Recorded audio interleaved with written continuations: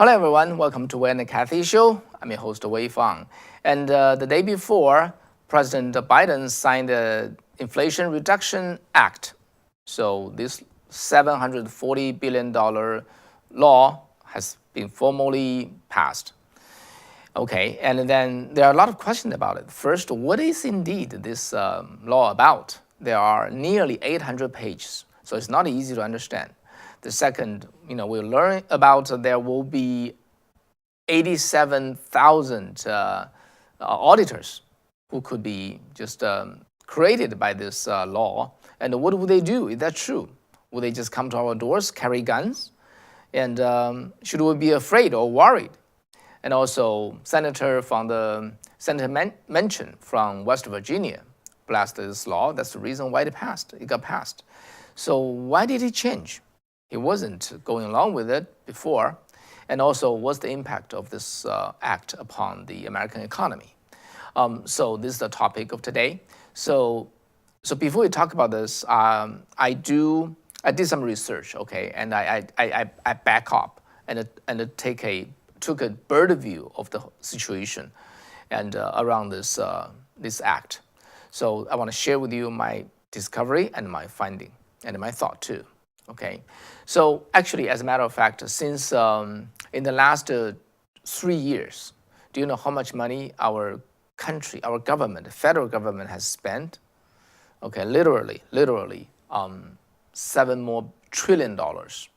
So before the COVID-19, our national debt is $23 trillion. Now it stands at over $30 trillion. Okay, first let's just rewind. And in the February of 2020, okay, the COVID-19 pandemic broke out and got into the U.S.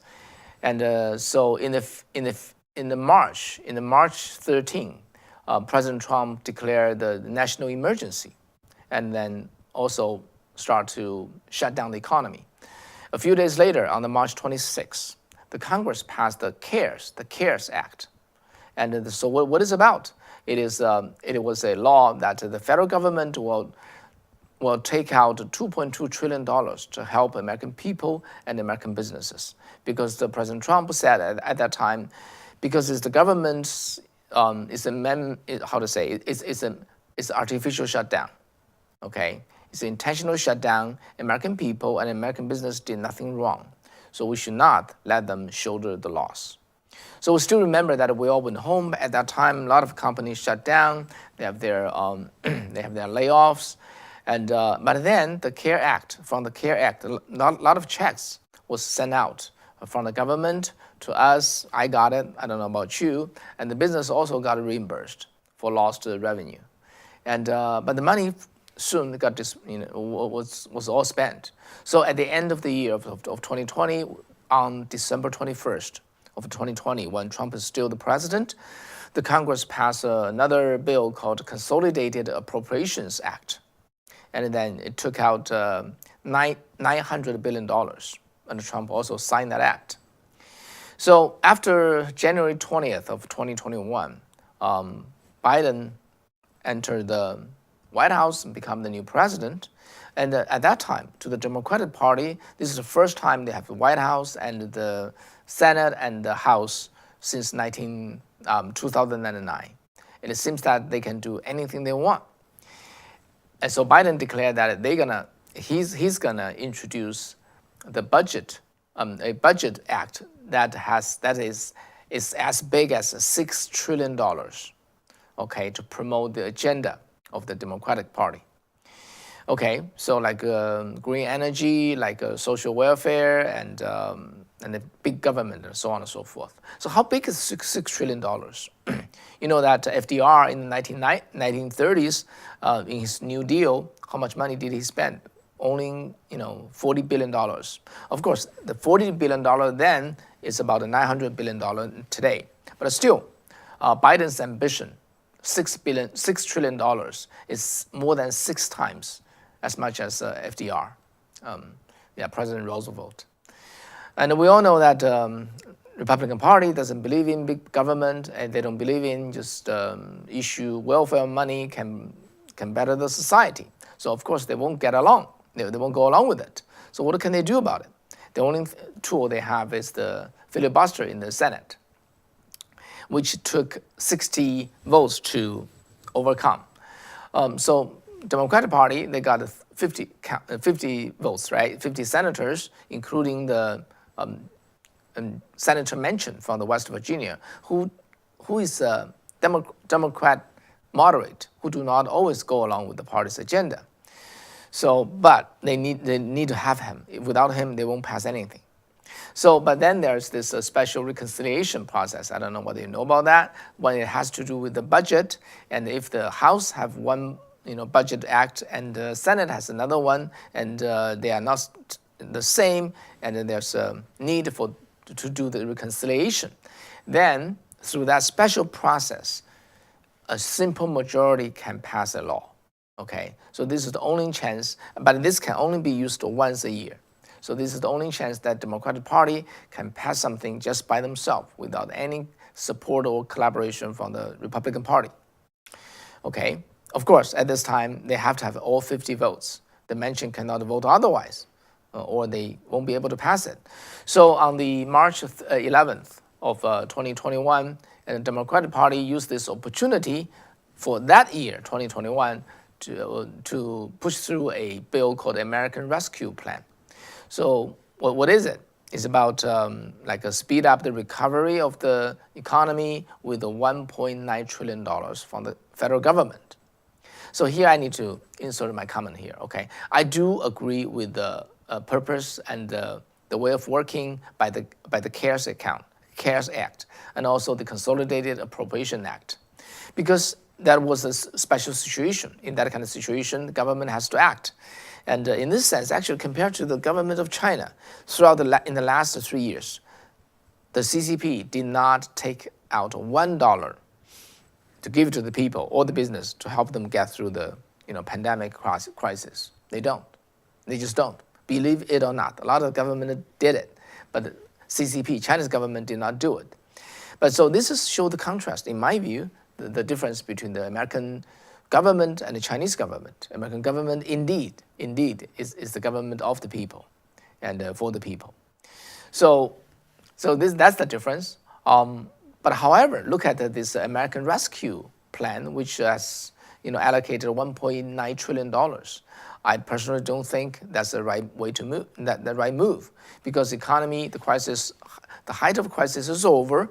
Economy is it's just coming back, and the businesses and the individual has been reimbursed in the year of 2020. Now the business reopened up. People need to go to work. At this time, you just disperse $1.9 trillion. So that a lot of people start weighing that. Do I go to work, or do I just sit at home and take this money? It seems that working 8 hours a day, I don't really make much more than this free check I got from home. And the same thing with the small business. In order to get this money from the government, they need to show loss. So they think, maybe I just don't open my business. I can get this free money. I can take the time to do something else that I want or enjoy life. So at this time, issuing this $1.9 trillion apparently does not help with our economy. Actually, it hurt. And today we have this once in the 40-year high inflation. A lot of economists said that has to do with this $1.9 trillion American Rescue Plan. But of course, President Biden believe and the Democratic Party believe that spending money would create jobs and would bring prosperity to our society. So beyond this, besides this $1.9 trillion, they have even more ambitious plan. They want to spend another $4 trillion. How to do that? 2 steps. First, it's called the American Jobs Plan.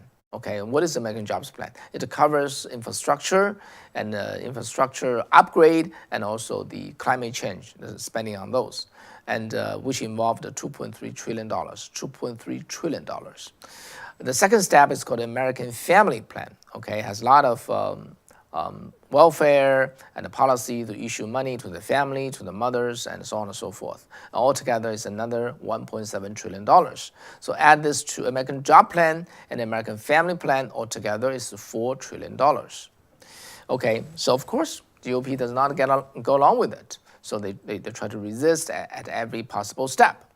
So, but because Democratic Party already used up that once in a year opportunity, the reconciliation, right? So they cannot just forcefully push through another bill, spending bill, with a simple majority. So they step back. They talked to the Democratic Party and Republican Party saying that, how about let's just narrow the scope, pass the infrastructure bill.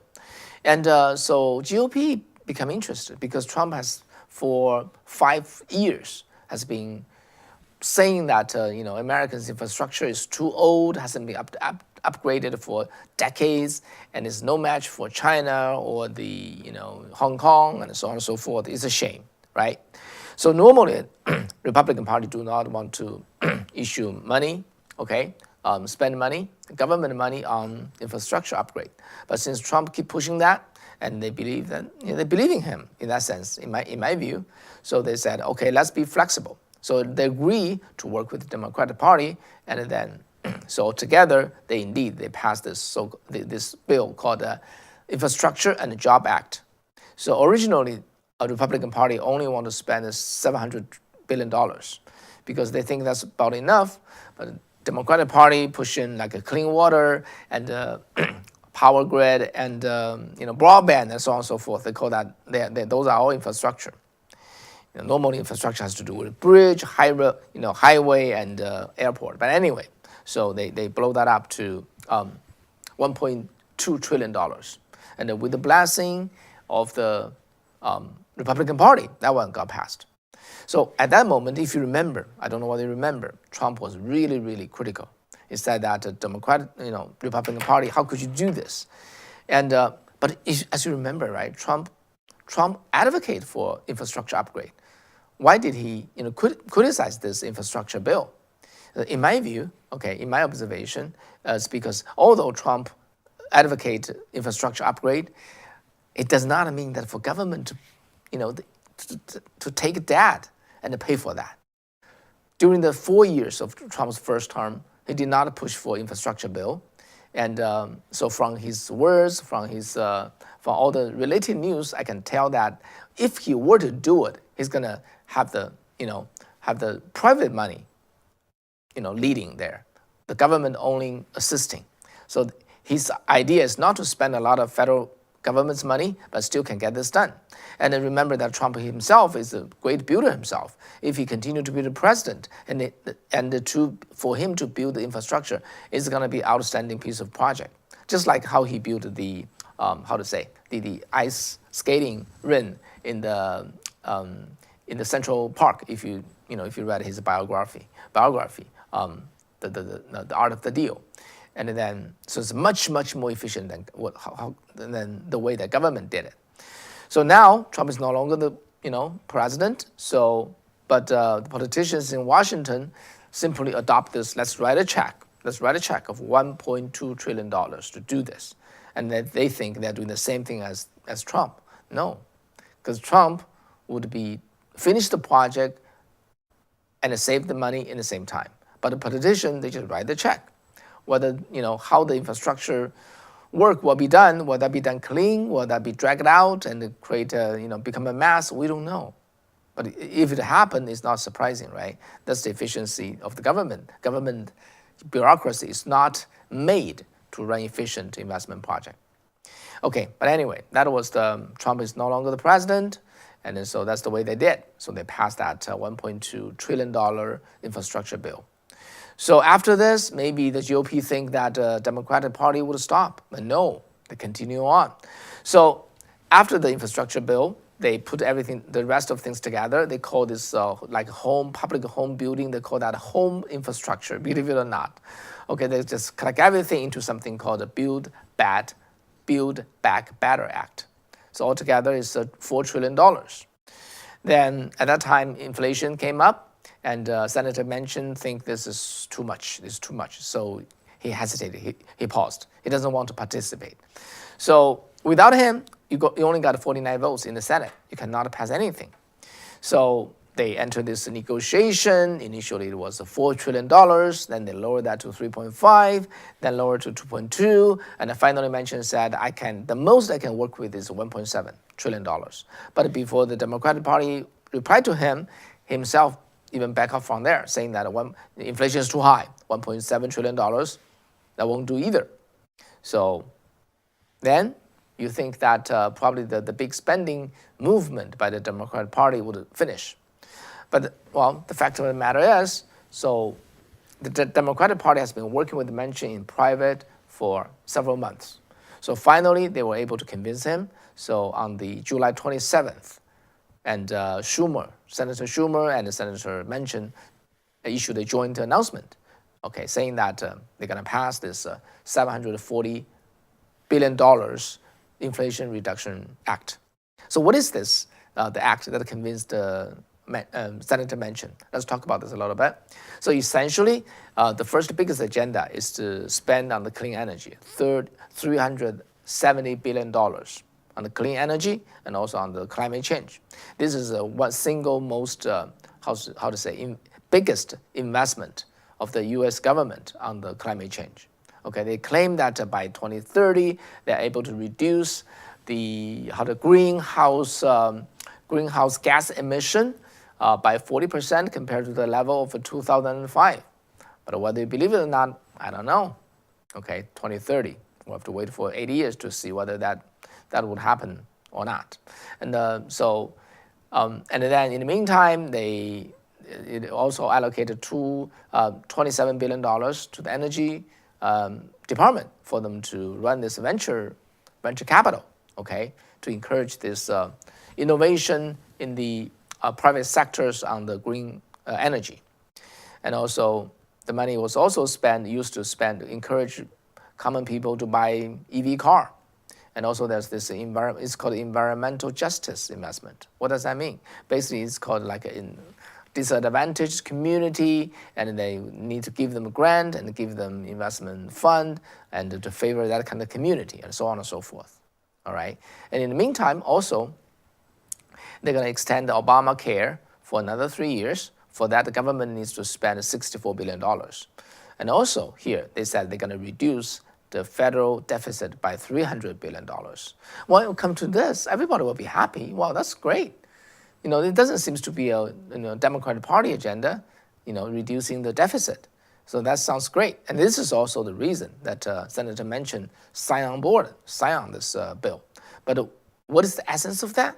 We're going to talk about that a bit later, okay? The next one is something that is very astonishing. And $80 billion for 10 years will be given to the IRS. I'm sorry, INS, IRS, yes. And then, okay, so now the key is, where does this money come from? We're talking about spending $370 billion on the green energy and reduce the deficit by $300 billion, and then the Obamacare and so on and so forth. Where does the money come from? Okay, the bill said they're going to raise $737 billion. Okay, among them, $270 billion come from the negotiation of the Medicare with the drug companies, lower the price of the drug, and so that comes from that, and also then $220 billion would come from the 15% corporate minimum tax rate, okay, for companies that with revenue income larger than $1 billion. And the $34 billion would come from 1% tax on the stock buyback. And another one, the final one, is $200 billion would be, come from the tax evasion, okay? And remember, $80 billion will be given to IRS, and then, people said the IRS is going to build another $87,000 like a auditor army, and with guns come to your doors. So the Democratic Party is saying that, they're crying wolf. Okay, this is ridiculous. Nothing like that will happen. So indeed, what is the truth? So I check it out. And the 87,000, this number came from actually last year's Treasury annual report. In the annual report, the Treasury Department said, the IRS said if they are given $80 billion in 10 years, they're going to double their manpower and add another 87,000 people. Okay. So would all of them become auditor? No. They said only like 57% of that money will be going to the enforcement part, which is about 52,000 people. So it's not 87,000 people. It's a 52,000 people enforcement officer. So it's still pretty scary. Remember, Navy Reserve, that Army, Navy Reserve, that military branch only have 60,000 people. And then now we got extra 52,000 enforcement officials for the IRS. So, okay, would they come to our door? Would they create bring a lot of fear to us? And then the Treasury Secretary Janet Yellen said, we only check rich people and a big company. We won't check on middle class. But my question to you is what about next year? What about 2 years from now? What about 3 years from now?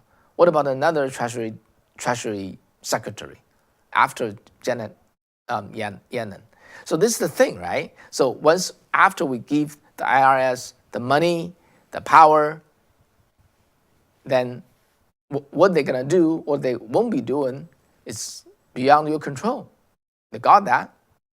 So as we all remember, that IRS was picking on the conservatives and audit them, and even up to today, they still have not answered every question about that. And so that's that. So as for Indeed, how many people they will be hiring, we don't know. This is very, very early stage. IRS has not got the money. They have not acted yet. So it's according to what I just explained to you. 87,000 people came from the last year's Treasury's annual report. And then could this happen? Would they be hiring 52,000 people as the enforcement officer? It's likely. It's likely. Would that come to your door? We don't know. We don't know. Once they have the power, it's their decision. Okay, now let's come to the next question. Why Senator Manchin let this pass? He has been resisting, right, those big spending bills. In my view, in my research, 3 reasons. First, he said, I've been resisting enough. It is not $4 trillion. It's not 3.5. It's not 2.2. It's not 1.7. It is only $700 billion. I did my best. The second, and he did exchange, bargain with the Democratic Party leadership, because West Virginia, for the coal of West Virginia to get a federal permit, okay, it's difficult. So he then made a deal with them, with Schumer, saying that when the Permit Act came along a few months later, they're going to support him. So that's that. So as the exchange condition, as a condition for exchange, and the Manchin will blast this Inflation Reduction Act. The third is about this, deficit reduction, $300 billion reduction per year. And that sounds great, right? And we all know that, he knows that GOP doesn't like a deficit, American doesn't like a deficit, and Manchin himself doesn't like a deficit. And for any rational people, they don't like deficit because you cannot spend money you don't have, okay? But the thing is how to reduce deficit. That's one way, reduce spending. Another way is increase the tax. And normally during the Reagan time 40 years ago, what did Reagan faced the same situation, and what he did, reduce the social welfare, reduce the spending of the government. He balanced the act that way. But with Manchin, his approach of reducing deficit is to increase spending, all right? So according to our Constitution, our government, federal government, should be a small government. They are only authorized, given 21 rights to do things. Other things, they are not supposed to, in charge of it, like clean water, like a power grid, broadband, disadvantaged community, and the healthcare, and so on and so forth. Okay, it has nothing to do with the federal government. If we let, founding father told us. So our federal government, what they should do is to spend less and save more. All right. So this is the Reagan's way 40 years ago. But now Manchin, he said, in order to reduce the deficit, we need to increase tax, right? So increase a lot of tax on the medical companies, then on the taxpayers and on the American private companies. And then that's the way to do that, increase tax. They are hurting the productivity of American business to get that extra income. So It's the same. On the surface, it's a deficit reduction, but for Reagan 40 years ago, it's about reduce welfare and reduce tax. And today, what Manchin and the Biden did is increase welfare and increase tax. So they just complete opposite approach, okay? So now let's talk about why it's called the Inflation Reduction Act. You already heard my talking about what's the content in that bill. Can you sense anything that has to do with inflation reduction? If you cannot do that, okay, you are not alone, because the nonpartisan Congressional Budget Office estimated that the bill would have no statistically significant effect on inflation. Furthermore, the University of Pennsylvania, the Wharton budget model, also estimated that the bill would have no statistically significant effect on the inflation. But why do they call it this way, Inflation Reduction Act? Because it's fashionable. We've got a terrible inflation now. In order to win the approval of the common people, of our citizen, American people, they call it Inflation Reduction Act, although the content of the bill really have nothing to do with it. And are they afraid that the people will figure this out? No, they don't worry. Why? Because it is 800 pages bill. Nobody will be reading that. That's the first reason. The second, just Google Inflation Reduction Act now. You're going to find all the mainstream media is just escorting this. They're saying good things about this act. They do not talk about what I'm talking to you now. And so because of that reason, they are confident that nobody will figure this out. So they dare to use a fashionable but untruthful name called the Inflation Reduction Act for this act, which is essentially raise tax and spend on new energy tax. So we call this Orwellian naming, right? So similar things like the first law of the 117th Congress. The first law is Nancy Pelosi raised that. It's about actually take the management of the election from the state to the federal government. So it should be called that way. But no, it's called a For the People Act. For the People Act. Does that have anything to do with the people? So it's a similar thing, okay? We call that Orwellian naming, all right? The same thing. The name is not truthful, but name is a good name. And hopefully nobody figured this out. So that's how they push through this.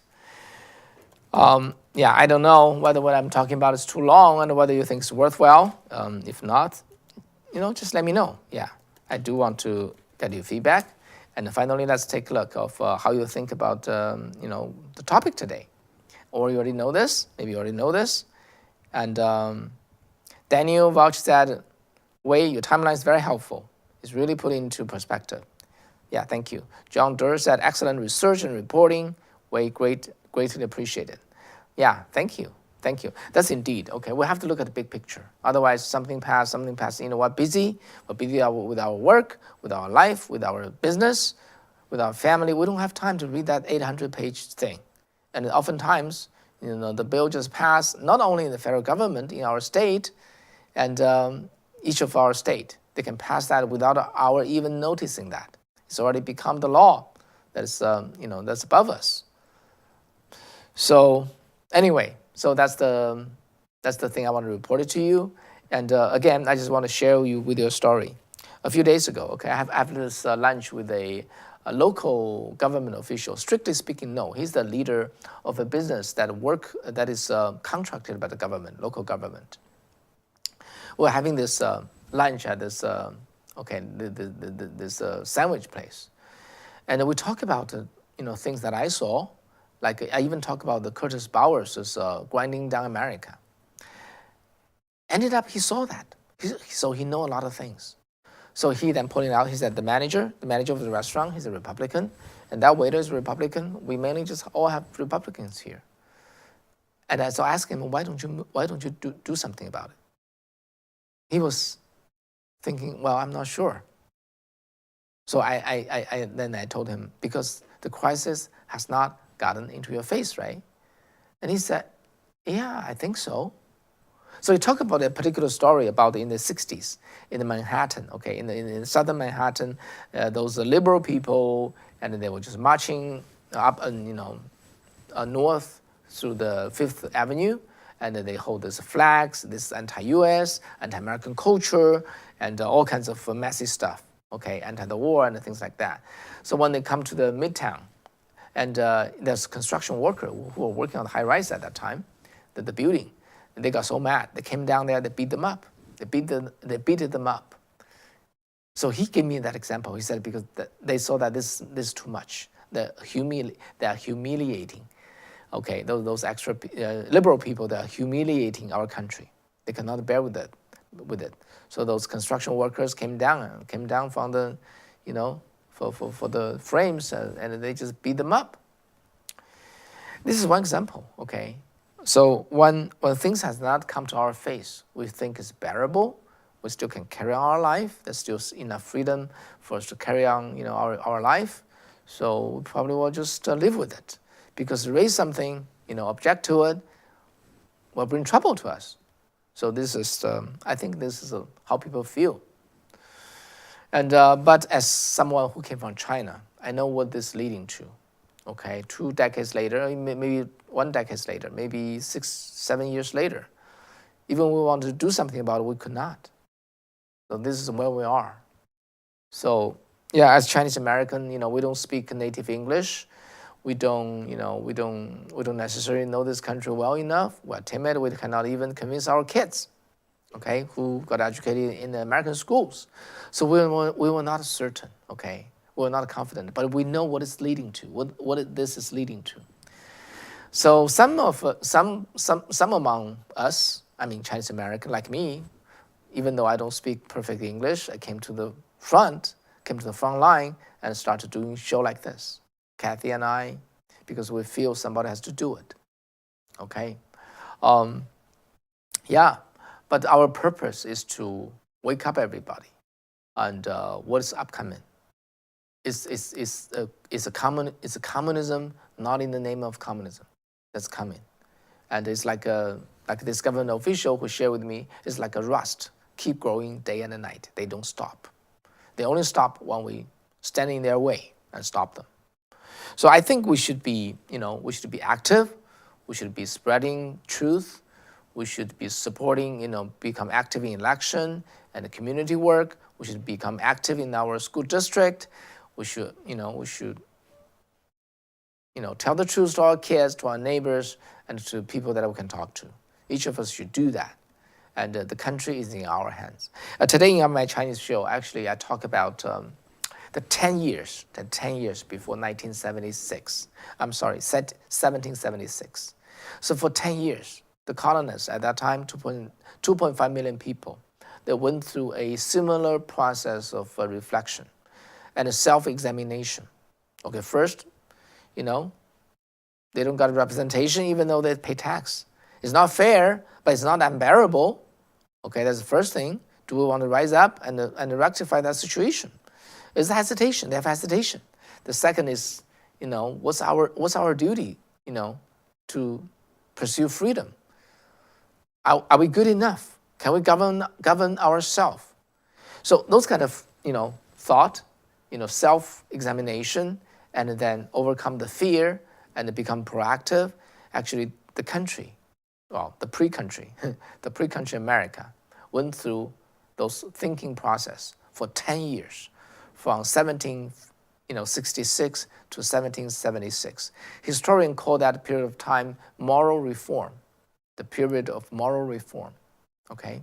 Finally, they concluded that we shall become independent. We're good enough, we're diligent enough, we are free people. Are we in a similar situation as then? Okay, things are bad. There's a lot of ridiculous things, but they are not bad enough. They're not in our face. Maybe we can bear with it because it's too much to react to it. Is that right?